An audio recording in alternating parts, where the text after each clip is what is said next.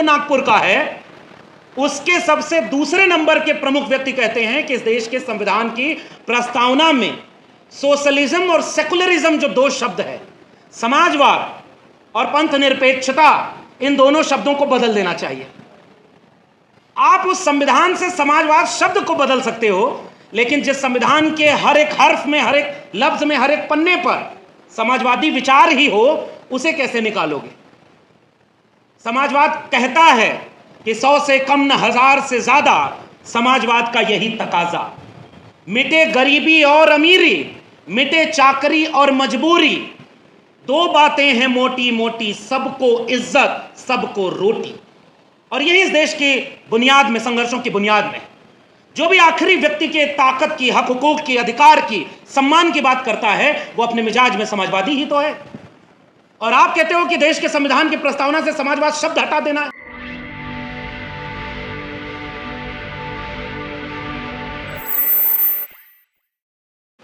Doctor Suraj Mandal जी,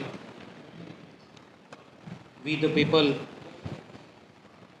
और उन तमाम संगठनों का भी शुक्रिया कि जिस वक्त बोलने पर पाबंदी लगाई जा रही हो अलग अलग तरह से, उस वक्त आप जरूरी मुद्दों पर लगातार सक्रिय हैं, चर्चा कर रहे हैं। और आज एक बार फिर से देश की संसद में तो चर्चा नहीं हो पा रही, और जिसे चर्चा करने की सबसे बड़ी जिम्मेदारी सौंपी गई है, वो आज ही हाथ हिलाते हुए विदेश दौरे पर निकल गए। और सत्ता पक्ष ये झूठ फैलाने में जुट गई है कि विपक्ष चर्चा से भाग रहा है। आज ज़रूरत इस बात की है कि जितने भी नागरिक इस देश में जिंदा हैं, उन सबको विपक्ष की भूमिका निभानी चाहिए। इस नाते भी हम ये बात कहेंगे कि नागरिक को विपक्ष बनने की ज़रूरत है, क्योंकि आज ये मुल्क जिस हालात में खड़ा है, अगर हम इसे उसी दिशा में जाने से रोक नहीं पाए तो इसकी बर्बादी में हम सब शामिल माने जाएंगे। और इसकी सबसे बड़ी मिसाल ये है कि वी द पीपल और ये तमाम जो वैचारिक विषय रखे गए हैं, इनका मूल है भारत का संविधान। इस देश में आज भी, दुनिया में ऐसा देश शायद कोई दूसरा नहीं होगा जिसमें उस देश के संविधान के विरोधी लोग भी डंके की चोट पर ये बोलते हों कि हम इस देश के संविधान में पूरा यकीन नहीं रखते, हम इस देश के संविधान को बदलना चाहते हैं। और शायद ऐसा उदाहरण देश में और दूसरा कहीं है ही नहीं कि लोकसभा का चुनाव भी कोई दल ये कहते हुए लड़ ले और उन्हीं के लोग ये कहते हों खुलेआम कि अब की बार 400 पार, क्योंकि संविधान बदलना है। दुनिया में दूसरा उदाहरण आपको ऐसा कोई नहीं मिलेगा। जिस दिन इस देश के संविधान को अंगीकृत, अधिनियमित और आत्मार्पित किया गया, उसके 3-4 दिन बाद उसी ताकतों ने, उसी विचारधारा के लोगों ने उस संविधान का विरोध किया था, उसके खिलाफ लिखा था। और बाबा साहब डॉक्टर भीमराव अंबेडकर, जिनकी अगुवाई में यह संविधान बना था, आप कल्पना करिए कि उनके कद को छोटा करने के लिए अब किसी और को संविधान निर्माता बनाने की साजिश रची जा रही है। क्या उस पार्टी के किसी भी ऐसे नेता ने माफी मांगी जिसने कहा था कि अब की बार 400 पार ताकि संविधान में बदलाव लाएं? इसी दिल्ली के जंतर मंतर पर खुलेआम संविधान की प्रतियों को जलाने वालों ने माफी मांगी या उनको कोई सजा मिली? अब इसी देश में एक ऐसा संगठन जो नागपुर का है, उसके सबसे दूसरे नंबर के प्रमुख व्यक्ति कहते हैं कि इस देश के संविधान की प्रस्तावना में सोशलिज्म और सेकुलरिज्म जो दो शब्द है, समाजवाद और पंथ निरपेक्षता, इन दोनों शब्दों को बदल देना चाहिए। आप उस संविधान से समाजवाद शब्द को बदल सकते हो, लेकिन जिस संविधान के हर एक हर्फ में, हर एक लफ्ज में, हर एक पन्ने पर समाजवादी विचार ही हो, उसे कैसे निकालोगे? समाजवाद कहता है कि 100 से कम न 1000 से ज्यादा, समाजवाद का यही तकाजा। मिटे गरीबी और अमीरी, मिटे चाकरी और मजबूरी, दो बातें हैं मोटी मोटी, सबको इज्जत सबको रोटी। और यही इस देश की बुनियाद में, संघर्षों की बुनियाद में, जो भी आखिरी व्यक्ति के ताकत की, हक हुकूक की, अधिकार की, सम्मान की बात करता है, वो अपने मिजाज में समाजवादी ही तो है। और आप कहते हो कि देश के संविधान की प्रस्तावना से समाजवाद शब्द हटा देना है। क्या क्या हटाएंगे आप? कल वो जिलों के नाम बदल रहे थे, आज वो योजनाओं के नाम बदलते हैं। और अब वो कहां खड़े हैं, इस बात का उदाहरण हमारे सामने। और जहां से मैंने बात शुरू की थी कि स्पेशल एसआईआर कर रहे हैं, विशेष गहन पुनरीक्षण, और जिस वोट के अधिकार को बाबा साहब डॉक्टर अंबेडकर ने हर एक व्यक्ति को देकर संविधान को आखिरी व्यक्ति के अधिकार तक पहुंचा दिया था, अब उस अधिकार पर खतरा मंडरा रहा है। और खतरा क्या, मैं ये कहूं कि वो आपके अधिकार हाथ से छीन लिए जाएंगे कुछ ही दिनों की देर, क्योंकि आज ही ये तय होना है कि अगर आप अपने वोट के अधिकार को महफूज नहीं रख सकते तो फिर संविधान को कितना देर महफूज रखेंगे। आज विषय में लिखा भी गया है कि आज ईवीएम से चुनाव। अब ईवीएम का मसला तो छोड़िए, मुझे आज भी याद है बहुत सारे लोग ईवीएम पर बोलते हैं, सामाजिक संगठन ज्यादा बोलते हैं, लड़ते हैं, काम करते हैं, लेकिन चुनाव हारने के बाद अमूमन नेता बोलते हैं। जब वो चुनाव जीत रहे होते हैं तब नहीं बोलते या कम बोलते हैं। और मैंने ये पहली बार देखा 2024 के चुनाव के बाद कि जब उत्तर प्रदेश से समाजवादियों ने 43 सीटों पर बीजेपी को हराया। अगर वो ना हराए होते तो एसआईआर की जरूरत नहीं होती, सीधे आपसे वोटिंग राइट छीनने के और भी तरीके उनके पास हैं। ये तो हारने के बाद स्थिति है। और उस दिन सपा के राष्ट्रीय अध्यक्ष ने संसद में ऑन द रिकॉर्ड बोला था कि अगर मैं 80 की 80 सीटें भी जीत जाऊं तब भी ईवीएम पर मुझे यकीन नहीं है, हम अगर इसी से जीतेंगे तो भी इसे हटाने का काम करेंगे। मुझे लग रहा है ये सबसे जरूरी मसला था। आप चुनाव जीत जाएं तब ईवीएम सही है, आप चुनाव हार गए तो ईवीएम खराब है, इस पर बाकी लोगों का भी यकीन नहीं होता। इसलिए मैं उन तमाम संगठनों को ज्यादा क्रेडिट देना चाहता हूं जो रोज ईवीएम के मुद्दे पर आम जनता के सामने लड़ाई लड़ रहे हैं। लेकिन ईवीएम से वोट डालने के बाद भी जहां जनता जागरूक है, जहां जनता मन बनाई हुई है कि संविधान को बदलने नहीं देंगे, वहां वो ईवीएम से भी छेड़खानी करने से पहले 4 बार सोचते हैं। 2024 के चुनाव में संविधान बचाने के नाम पर आत्मविश्वास छीना गया एक व्यक्ति का जो खुद को संविधान से ऊपर समझने लगा था, जो चाहता था कि उसके ऊपर न कोई संस्थान है, न कोई पद है और न वो संविधान से चलता था। आज 2024 में जिन लोगों ने उनको पूर्ण बहुमत होने से रोका, हरियाणा का चुनाव, उसके बाद महाराष्ट्र का चुनाव और फिर दिल्ली का, इन 3 चुनावों को जिस तरह से उस व्यक्ति ने जीता, अपने लोगों से जितवाया, यह हमारे लिए खतरे की घंटी से कम नहीं था। सब जानते थे कि जिस हरियाणा में उनके प्रत्याशियों को गांव में घुसने नहीं दिया जा रहा था, वहां आज उनकी सरकार है। कैसे संभव हुआ ये? महाराष्ट्र में नोटबंदी का सारा काला धन जो स्विट्जरलैंड में 2 गुना से 4 गुना हो गया, 100 दिन मुझे दे देना, मैं 100 दिन में अगर काला धन न ले आया तो जिस चौराहे पर बुलाना। अब तो कोई चौराहा ही नहीं छोड़ा, आप बुलाओगे कहां उसको? झोला लेके चल दिया विदेश घूमने के लिए। और जब जरूरत पड़ी इस देश को कि बाकी देश खड़े हों, दुनिया का कोई देश खड़ा नहीं हुआ। इतना बड़ा संकट, तो फिर इतना झोला लेके घूमते किस बात के लिए रहे? ये सवाल पूछेगा कौन? संसद में पूछा जाता, संसद में वो है ही नहीं। महाराष्ट्र के चुनाव में खुलेआम वोटों को लूटा गया और अब तो नेता प्रतिपक्ष यहां तक बोलते हैं कि हमारे पास सबूत है, जितने लोग वहां की जनसंख्या में नहीं उससे ज्यादा वोटर हैं। आज भी उनकी सरकार वहां चल रही है। नोटबंदी के पैसे से पार्टी तोड़ी, विधायक तोड़े और पूरी पार्टी को तहस नहस कर दिया, जो नहीं झुका, जो नहीं डरा। उसके बाद भी उनकी सरकार है। दिल्ली में यहां के लोग कहते रहे कि यहां वोटर लिस्ट में धांधली हो रही है, आज दिल्ली में भी उनकी सरकार है। और जो लोग ये कहते थे जहां झुग्गी वहीं मकान, दिल्ली में झुग्गियां तोड़ तोड़ के बीजेपी वाले अपना काम कर रहे हैं। ये बात खुल के कहनी होगी। जितना आप विषय रखे हैं, आप अपने लोगों को अगर ये बता नहीं पाएंगे कि इन सब का खतरा आया किसकी वजह से और आज किससे लड़ना है, ये बात तो साफ साफ कहनी होगी ना।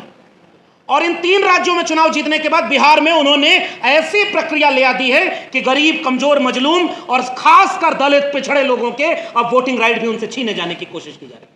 और लोकतंत्र की हत्या के लिए इससे बड़ा काम कोई नहीं हो सकता। जिन वोटों से 20 साल मुख्यमंत्री कोई रहा हो बिहार में, जिन वोटों से अभी तीसरी बार कोई प्रधानमंत्री बन गया, अब वही वोट फर्जी हो गए। उन्हीं वोटों को अब विदेशी बताया जा रहा। तो पहले इस्तीफा तो अपना देना चाहिए कि मुख्यमंत्री और प्रधानमंत्री बिहार की 31 सीटें जीते हुए हैं, वो सारी सीटों को हटा दो, क्योंकि वहां तो फर्जी लोगों ने वोट डाला। अब आप सोचिए 2025 में देश खड़ा कहां है? आप उनके झूठ पर भी पब्लिक में कोई डिबेट हो तो बता दीजिए, इंटेलेक्चुअल्स में कोई डिबेट हो तो बता दीजिए।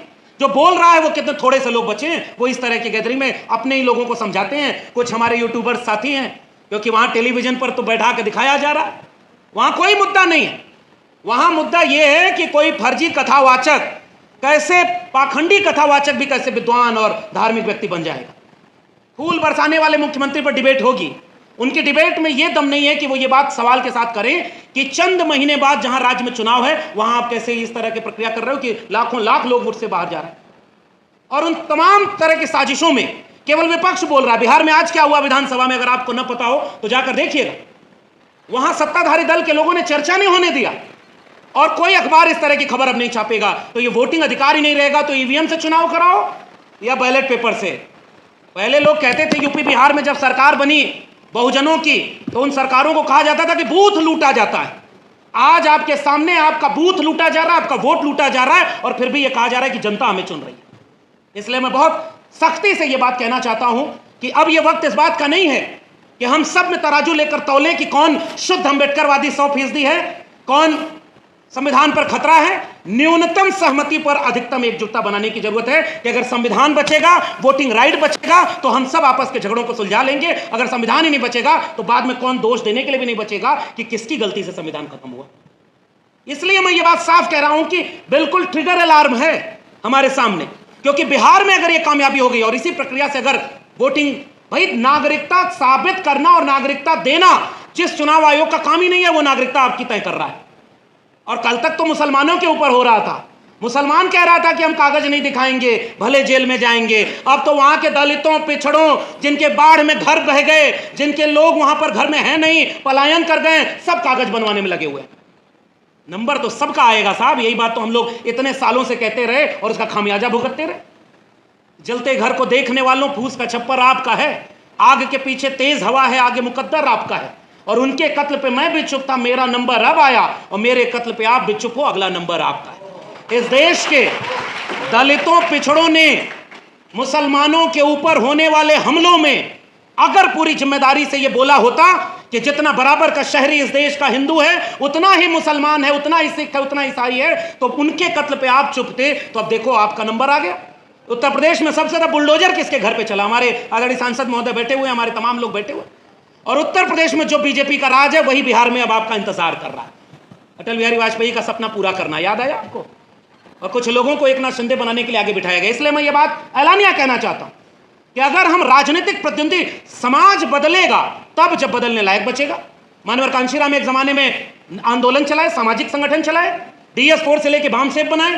बाद में उन्होंने भी यह बात कही कि परिवर्तन की गुरु के लिए अगर कोई है तो राजनीति है, राजनीति नहीं बदलेगी। और मैं तो कह रहा हूं दावे से, अगर 300 सीटें उनकी पूरी आई होती तब आप देखते कि संविधान की धज्जियां कैसे उड़ाई जाती। सुरेश कैद साहब थे, चाहते रह गए, बाबा साहब की प्रतिमा नहीं लगी, और संविधान बनाने वाले बाबा साहब के खिलाफ डिबेट चलती है खुलेआम। अब ओबीसी समाज के लोगों को भी यह बात समझनी होगी कि केवल दलितों की जिम्मेदारी नहीं थी संविधान बचाना। संविधान बचाने के लिए हम सब की जिम्मेदारी थी, जिनको हक अधिकार संविधान ने दिया था। कथावाचक चले गए यादव, 2 यादव और 1 कठेरिया समाज के। तो बहुत सारे लोगों को यह भ्रम था कि हम तो हिंदू हैं। उन्होंने भ्रम तोड़ा और सीधे वीडियो बना करके कहा कि हमारे बिरादरी के गांव में तुम कथा कैसे कह सकते हो। इससे भी अगर आंख न खुले, और याद रखना, जिसका मुंडन किया गया, जिसकी चोटी कटवाई गई, वो तो अच्छे वाले हिंदू थे ना, वो तो उन्हीं के परिभाषा में थे।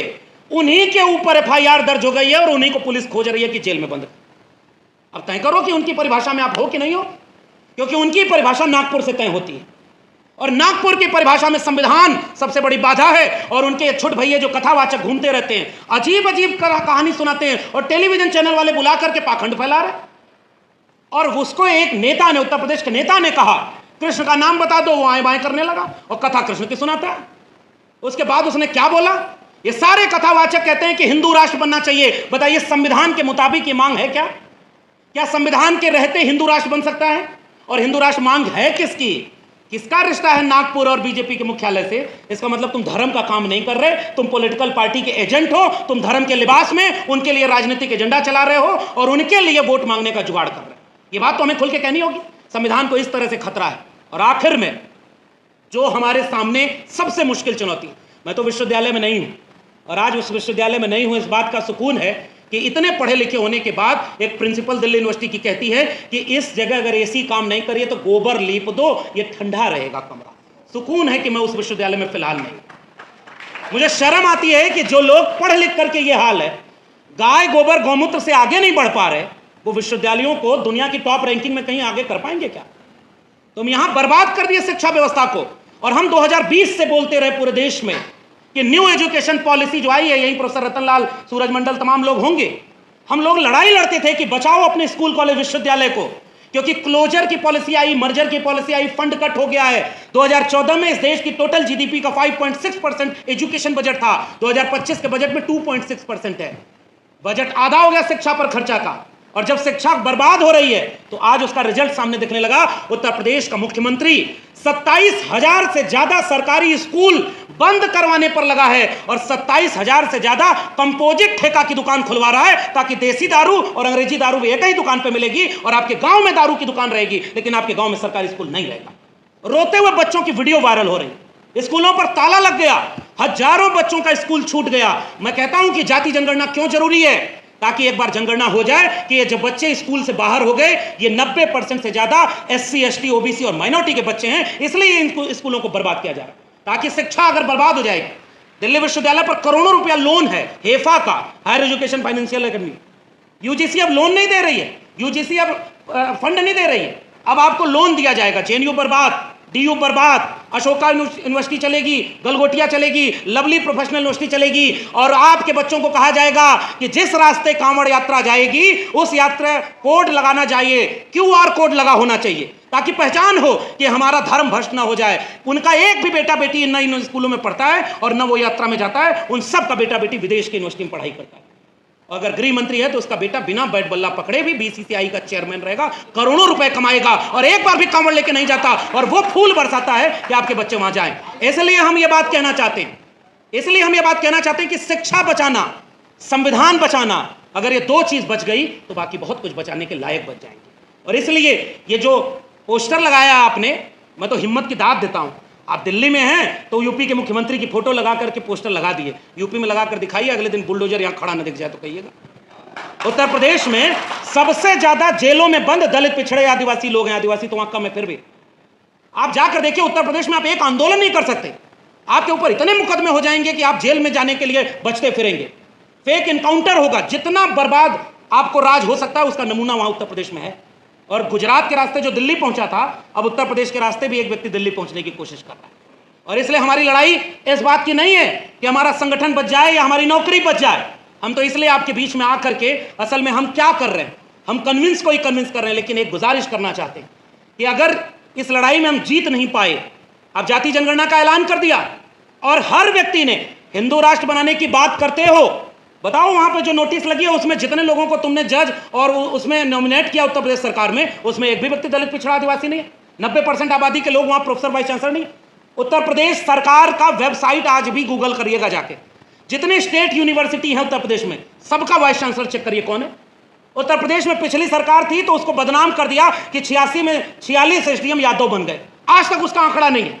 जैसे किसी भी सिलेबस कितना भी चेंज किया जाए, याद रखना NCERT के सिलेबस से मुगलों को हटाया जाएगा, अकबर बुरा था कि औरंगजेब बुरा था, इस पर डिबेट कराई जाएगी। हम भी चाहते हैं कि एक चैप्टर ये भी लगाओ कि पानी पीने से किसने रोका था जाति देख करके, और कौन कह रहा था कि कौन पैर से पैदा हुआ है और उसको शिक्षा का अधिकार नहीं। इसको भी तो पढ़ाना पड़ेगा इस देश में कि पानी पीने के लिए लड़ना पड़ा, और यह बात कहना पड़ेगा कि आज भी जाति जनगणना का विरोध कौन कर रहा है, जो हिंदू राष्ट्र का समर्थन करता है। जो हिंदू राष्ट्र का समर्थन करता है उसके महबूब नेता कौन है? 56 इंच वाले। तो ये क्रोनोलॉजी क्या कहलाती है? ये सारे पॉलिटिकल एनिमी आपके सामने खड़े हैं और वो पॉलिटिकली आपको चैलेंज कर रहे हैं। और हमारी पॉलिटिक्स कहाँ है? हमारी पॉलिटिक्स यहाँ है कि हमारी कुर्सी बची रहे या हमारा तमाम चीज़ें। मैं आज भी कह रहा हूँ, सबसे बड़ी लड़ाई इस बात की है, हाकिमे वक्त क्यों किसी बात पर अब गौर करे, उसकी मर्जी है जिसे चाहे उसे गौर करे। सोचते सब हैं कि जरूरी है बगावत, लेकिन चाहते ये हैं कि आगाज़ कोई और करे। इसलिए मैं जाते जाते, क्योंकि और भी वक्ता बोलने वाले हैं, मैं आखिर में यही कहना चाहूँगा, ये स्कूल बंद होने से अगर हम नहीं रोक पाए, ये वोटिंग राइट छीनने से अगर हम नहीं रोक पाए, और संविधान बदलकर मनुस्मृति लागू करने वालों को अगर हम सत्ता की कुर्सी में आने से रोक नहीं पाए, तो इस संविधान की बर्बादी में हम सब गुनहगार माने जाएंगे। और कभी कोई फूले अम्बेडकर पैदा हो गया, कोई लोहिया, कोई BP मंडल, कोई मंडल कमीशन की लड़ाई लड़ने वाला, कोई कमंडल के खिलाफ मंडल रथ लेकर निकलने वाला, इस देश में जाने कितने लोग आ गए। दोबारा ऐसा होने की गुंजाइश कितनी बचेगी, याद रखिएगा, वरना सिलेबस चेंज होगा। नाली के गैस से चाय बनती थी, ये हमारे बच्चे पढ़ेंगे और दुनिया chat GTP, deep seek, robotics में जा रही है। टेस्ला बिना ड्राइवर के गाड़ी चला रहा है और हमारे यहाँ टेलीविजन पर बैठकर एक आदमी मंत्र से नारियल उड़ा रहा है। इसी फर्क को हमें तय करना है। मैं इस बर्बादी में इस मुल्क के सामने एक चुनौती बनकर के आखिरी वक्त तक फूले अंबेडकर, पेरियार और लोहिया के विरासत को, सामाजिक न्याय की विरासत को अपने विचारधारा के साथ आखिरी वक्त तक लड़ने के लिए तैयार हूं। और मैं उम्मीद करता हूं कि जहां तक हमारी आवाज जाए, इस बात का इंतजार किए बिना कि अभी तो बिहार में एसआईआर हो रहा है, यूपी पर फर्क नहीं पड़ेगा, लेकिन अगर आप पहले नहीं बोले, गांव में आग लगती थी गर्मी के महीनों में, तो उस वक्त जब गेहूं के खेत पके रहते थे तो हवा चलने पर एक साथ जलने लगते। इस बात का इंतजार अगर गांव वाले करें कि मेड़ पहचान करके आग बुझ जाएगी, तो कोई नहीं बचता। पूरा गांव जब खड़ा होकर के उस आग को बुझाता है, इस बात का इंतजार किए बिना कि हमारे खेत तक वो आग पहुंचेगी कि नहीं, तब तक वो आग बुझ जाएगी। इसीलिए अगर बुझाने में शामिल होना है तो इतना इंतजार नहीं करना है कि मैं नौकरी से कब निकाला जाऊं, मेरे ऊपर कब मुकदमा हो, मेरे ऊपर कब ईडी और सीबीआई का छापा हो, या मुझे कब जेल में डाला जाए। इसका इंतजार किए बिना आपके बगल में कोई लड़ रहा था। और आखिरी में एक निवेदन और कर दूं। एक बहुत प्रसिद्ध दुनिया की कहावत है अलग अलग भाषाओं में, लड़ सको तो लड़ो, लाख विपरीत परिस्थिति आए तब भी, और नहीं लड़ पा रहे हो तो पहचानो कि आपके आसपास सच्ची लड़ाई कौन लड़ रहा है, उसका साथ दो। उसका साथ भी न दे पाओ तो जाकर कई लोगों को तैयार करो कि लड़ने वाले का साथ दें।